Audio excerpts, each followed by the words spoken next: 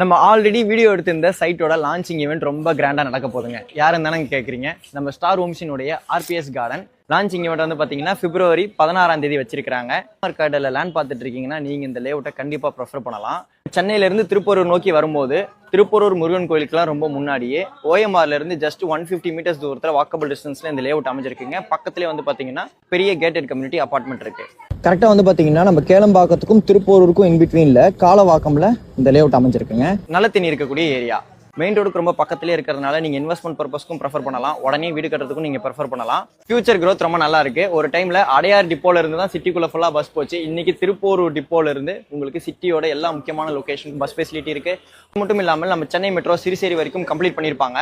அதை வந்து பார்த்தீங்கன்னா உங்களுக்கு திருப்பூர் வரைக்கும் எக்ஸ்டென்ஷன் பண்ணுறதுக்குள்ள ப்ரொபோசலும் இருக்கு.